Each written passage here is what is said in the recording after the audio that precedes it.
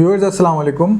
मेरा नाम है डॉक्टर मोहम्मद अली कुरैशी और मैं पिछले 20 साल से होम्योपैथिक प्रैक्टिस कर रहा हूँ। आजकल मैं अमान होम्योपैथिक सेंटर पबी ब्रांच में as a senior consultant physician खिदमत सर अंजाम दे रहा हूँ। आज हम जिस टॉपिक पे बात करना चाह रहे हैं वो है टाइफाइड। टाइफाइड फीवर भी कहा जाता है और एंटेरिक फीवर भी इसको कहा जाता है। टाइफाइड फीवर जो है ये काज होता है एक बैक्टीरिया की वजह से, जिसे सैल्मोनेला टाइफी कहते हैं। इस बैक्टीरिया की खास बात ये है कि ये मैदे की तेजाबियत जरासीमों को मारने के लिए होती है, ये उसको भी पास आउट कर जाता है, उसमें भी सर्वाइव कर जाता है और वहाँ से सर्वाइव करने के बाद ये आंतों में जाता है और आंतों में जाके जो है ये इन्फेक्शन पैदा करता है। अगर इन्फेक्शन को प्रॉपर तरीके से ट्रीट ना किया जाए, वक्त पर ट्रीट ना किया जाए तो ये परफोरेशन काज कर देता है, यानी आंतों में एक तरह के यूँ समझ लें कि सुराख पैदा हो जाते हैं, सुराख हो जाते हैं, पेस्ट्यूल्स बन जाते हैं और पेस्ट्यूल्स जो फटते हैं तो वहाँ होल्स बन जाते हैं। और अगर फिर भी इसकी प्रॉपर ट्रीटमेंट ना की जाए तो ये फर्दर आगे जाके ब्लीडिंग भी कॉज करता है। सीवियर ब्लीडिंग शुरू हो जाती है। पहले तो पेट खराब रहता है, डायरिया होता है,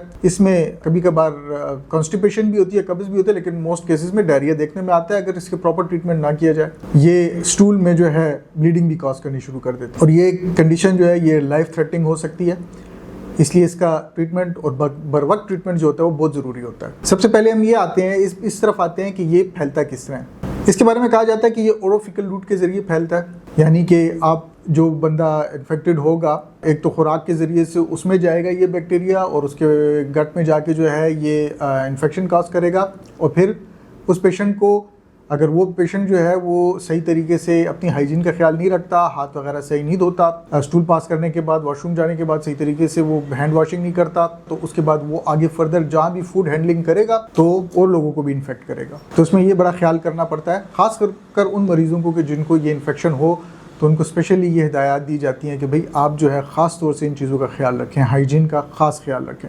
कंटेमिनेटेड वाटर के ज़रिए भी ये फैल सकता है, यानी पानी की पाइपलाइन जो है वो कहीं सीवरेज के साथ कनेक्टेड हो जाए या वहाँ का कोई पानी जो है किसी वजह से उसमें शामिल हो जाए और वो पानी जो है आगे कंज्यूम किया जाए तो उसकी वजह से भी ये फैल जाता है। पीने का पानी जो होता है उसको हमेशा इसीलिए कहा जाता है उबाल के पीना चाहिए या साफ़ पीना चाहिए ताकि इस किस्म की कंडीशन जो है उसमें ना फैलें। दूसरी चीज़ ये है कि इसके इंक्यूबेशन पीरियड की तरफ आते हैं। नॉर्मली 10 से 14 दिन इसको लगते हैं, यानी जब आपकी ये इंसान की बॉडी में दाखिल होता है 2 वीक्स कह सकते हैं, 10 to 14 डेज में जो है ना अपनी अलामात जो है वो ज़ाहिर करनी शुरू करता है। इसकी अलामात जो होती हैं वो हल्का फुल्का फीवर भी हो सकता है और उसके बाद वो फीवर जो है आहिस्ता आहिस्ता बढ़ भी सकता है। इसके बारे में एक और चीज़ बड़ी कॉमनली टर्म यूज़ की जाती है कि स्टेप लैडर की तरह इसके जो है वो सिम्टम्स अपीयर होते हैं। इसके जो फीवर और स्टेप लैडर की तरह जो है वो बढ़ता है, यानी कि स्टेप वाइज बढ़ता है। शुरू में हल्का फुल्का फीवर होगा, वो ठीक हो जाएगा, उसके बाद फीवर दोबारा जब लौट के आता है तो वो शिद्दत के साथ आता है, उसके बाद फिर बेहतर हो जाता है, फिर दोबारा लौट के आएगा तो वो और ज़्यादा शिद्दत के साथ आएगा। तो इसमें 103, 102 इस तरह का टेम्परेचर चलता है और कभी वो इसमें बेहतरी आती है और कभी वो दोबारा जो है वो टेम्परेचर हो जाता है।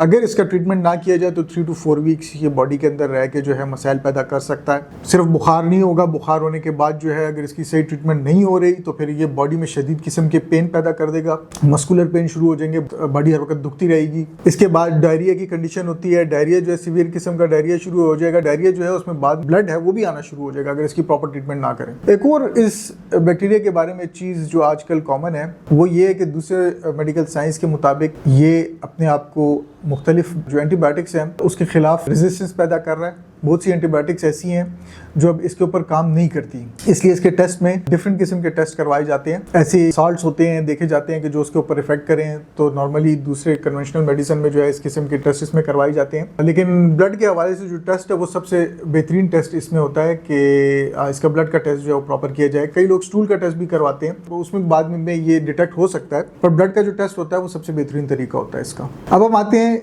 इस बात की तरफ कि इससे किस किस्म के लोग जो हैं वो इफ़ेक्ट हो सकते हैं। नॉर्मली इसमें कोई एज लिमिट नहीं है, बच्चों को भी हो सकता है, नौजवानों को भी हो सकता है, बूढ़ों को भी हो सकता है। ऐसा कुछ नहीं है कि कोई लोग जो है वो इसके खिलाफ उनकी कोई रेजिस्टेंस पैदा हो चुकी हो। जैसा कि मैंने बताया कि ओरोफिकल रूट जो होता है वो इस तरीके से ये फैलता है। टाइफाइड फीवर की एक और ख़ास बात ये है कि कई दफ़ा ये सबसाइड कर जाता है और फिर दोबारा रिलैप्स करता है, कुछ अरसे के बाद दोबारा नमूदार होता है। तो इसको बर वक्त जिन लोगों को एक तो ट्रीटमेंट बर वक्त मिलनी चाहिए जिन लोगों को टाइफाइड हो, और जिन लोगों को टाइफाइड हो वो आगे भी जब भी कभी किसी और वजह से उनको फीवर महसूस हो या उनकी बॉडी में पेन्स हो तो उनको चाहिए कि वो अपने फिजिशियन को, अपने डॉक्टर को ये बात मेंशन करें कि हमने पीछे टाइफाइड गुजारा है, इस हवाले से उनको आगाह करें ताकि दोबारा इस किस्म के टेस्ट वगैरह उनके हो सके कि दोबारा इसकी रिलैप्स ना हुआ हो। होम्योपैथी की जहाँ बात करते हैं तो अगर टाइफाइड रिलैप्स कंडीशन में हो या सडन सीवियर अटैक हुआ हो किसी को, दोनों सूरतों में होम्योपैथिक में इसका हम लोग ट्रीटमेंट करते हैं और बड़ा बेहतरीन ट्रीटमेंट करते हैं। इनिशियल स्टेज में सिम्टम्स इसके फीवर के हवाले से नमूदार हों और डायरिया वगैरह शुरू हो तो उसमें कुछ मेडिसिन है, जैसे पायरोजिनम जो है वो बड़ी बेहतरीन इसकी मेडिसिन है, जिसमें डायरिया लोगों को होता है और बॉडी में इन्फेक्शन होता है, बुखार वगैरह हो रहा होता है। इसी तरह टाइफोडिनम एक और मेडिसिन है जो टाइफाइड की बड़ी खास मेडिसिन है, जिसमें बॉडी में पेन्स भी होते हैं, टेम्परेचर जो होता है वो भी बार बार करंट टेम्परेचर हो रहा होता है और हर दफ़ा सीवियर हो रहा होता है। अगर पेट में दर्द है पेशेंट को तो कालूसंत की तरफ भी जाया जाता है। अगर मतली हो रही है और क्या हो रही है, उल्टी हो रही है पेशेंट को, तो हम वेरेट्रम एल्बम भी देते हैं सिम्टम्स के मुताबिक। एपिकॉक दूसरी एक ऐसी मेडिसिन है जो कि टाइफाइड फीवर में वोमिटिंग हो रही हो, जिनमें डायरिया हो, जिनमें फीवर हो रहा हो, उसमें एपिकॉक जो है वो बड़ी बेहतरीन एक ऐसी मेडिसिन है जो काम करती है। इसी तरह पोडोफाइलम, अगर तो डायरिया या डायसेंट्री है, यानी कि जो कहते हैं कि स्टूल में ब्लीडिंग हो रही है, उसमें पोडोफाइलम जो है उसको ज़रूर याद रखना चाहिए। पोडोफाइलम ऐसे केसेस में बड़ा बेहतरीन काम करती है। जैसे कि मैंने बताया, इनिशियल स्टेज में अगर टाइफोडिनम दे दी जाए तो वहीं पे कई दफ़ा जो है 4 to 5 डेज़ के अंदर ही इसका बुखार जो है वो ठीक होना शुरू हो जाता है। और अगर टाइफाइड रिलैप्स होता है तो वहाँ भी जो है वो पायरोजिनम टाइफोडिनम जो है वो रिपीट कराई जाती है वक्तन फ़वक्तन, कभी कभार डेली बेसिस पे, कभी कभार हर दूसरे तीसरे दिन। तो उससे जो रिलैप्स की कंडीशन होती है ये बिल्कुल ठीक हो जाती है। जाने से पहले एक बार फिर वही बात जो मैं हमेशा करता हूँ कि ख़ुद से किसी किस्म की ट्रीटमेंट ना की जाए।